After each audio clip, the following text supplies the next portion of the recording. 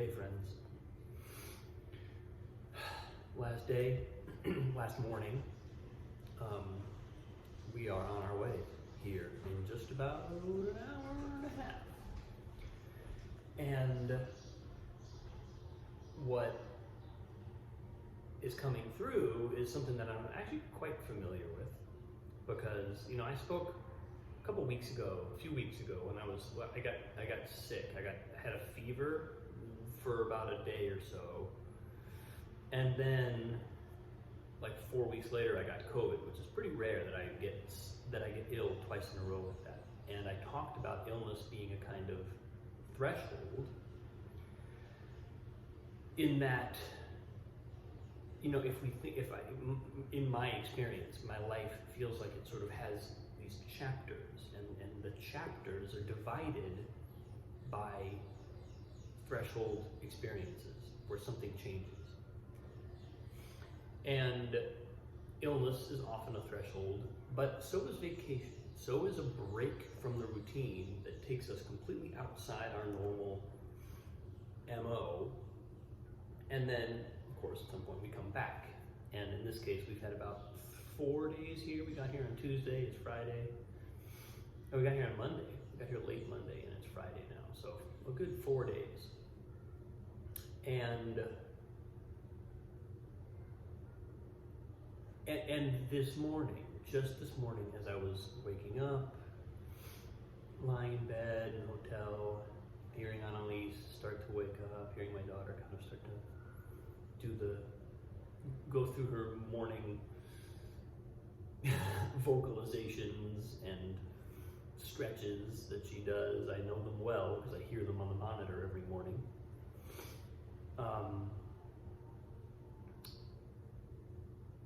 As I was lying there in that state, I started to have an impression of the next phase of things. And basically, it sort of involves my partner, my wife, and having an understanding that there's a job that I have to do, and it's a job that I welcome.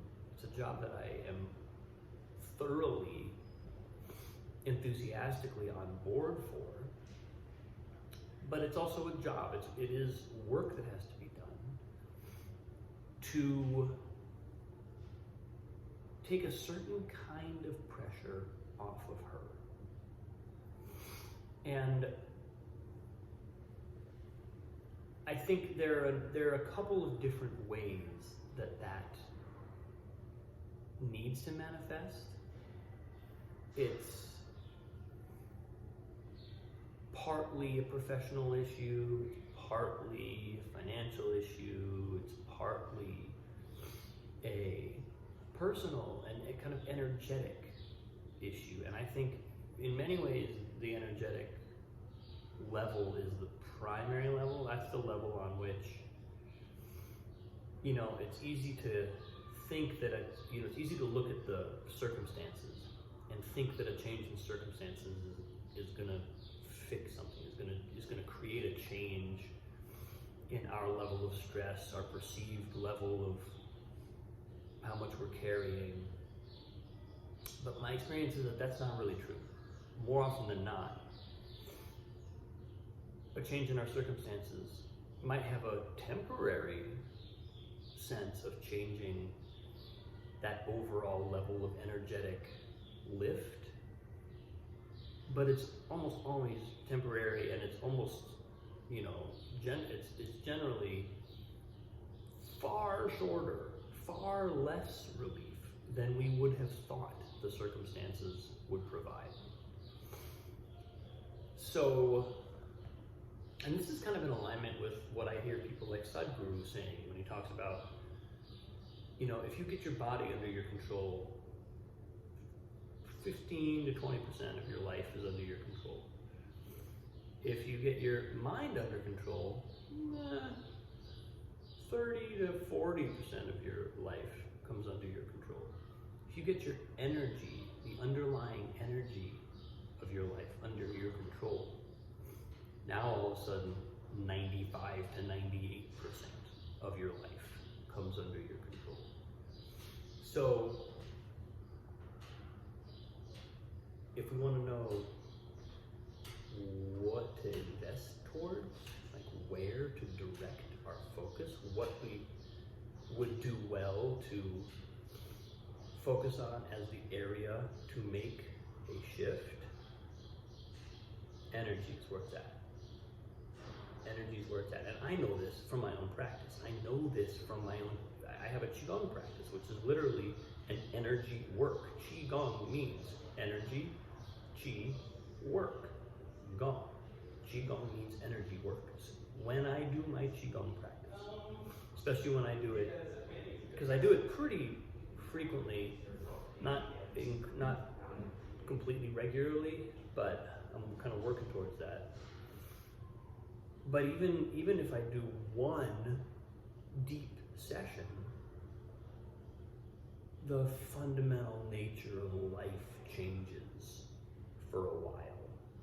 Like it's enough to power me for a couple of days. And so first of all, the question becomes, well, why aren't I doing Qigong all the time? Good question.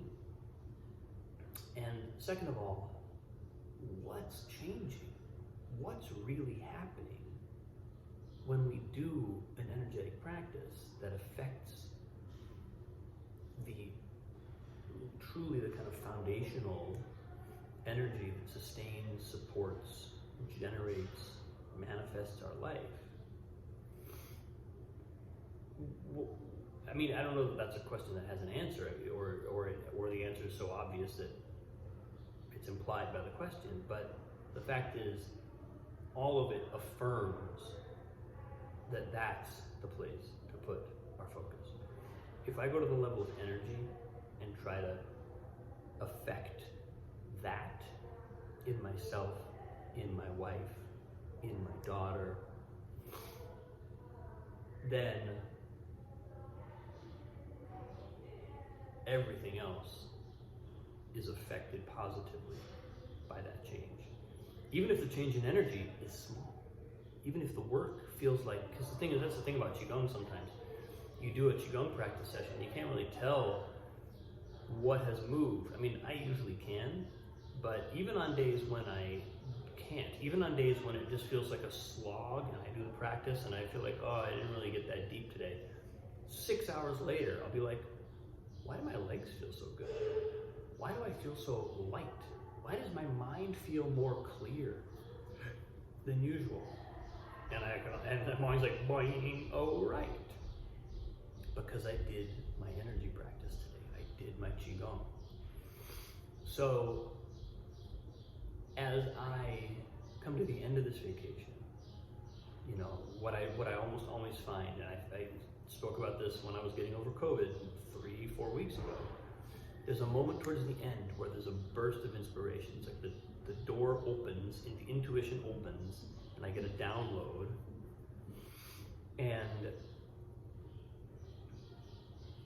And same thing goes for other kinds of thresholds. Same thing goes for like this threshold is a vacation coming to an end. I get a burst of inspiration about what that sort of launches me into the next chapter, and sets me up for kind of being, you know, for knowing where I'm directing my energy, knowing where I'm wanting to put my focus, and it feels pretty clear that this time it's about the fundamental energy of life. It's about being willing to do energetic service for my family. Let's just start there. I'm going to start with my family, and I know it's going to radiate out. I know I'm already in some ways serving my students in this way and serving other colleagues and connections this way, but I'm going to focus my intention really clearly, just really squarely on my family. I want to serve my wife energetically, help her energy expand, breathe, unravel tension, and flow. My daughter, I'm going to help her energy. She's got more energy than anybody I've ever met, but help it channel and help it. In her case, it's a matter of kind of allowing it to fully breathe, its full expansion and contraction, just flow at the full level she wants to flow at, while at the same time having enough of a container that it doesn't just blur into chaos. You know, that's the real challenge of having a highly energetic child, is they're sitting on a gold mine. They have rocket fuel. They have more consciousness, more awareness than I mean, they're like the little seeds of the next chapter of the universe. That's what a child is. They're the seed of the next chapter of the universe. So it's helping them learn to manage their energy and use their energy. We don't have to give them any energy. They've got the energy. Our job is to help them learn what they've got, learn some of the most satisfying ways of investing their energy. I've been thinking about that a lot lately. Just how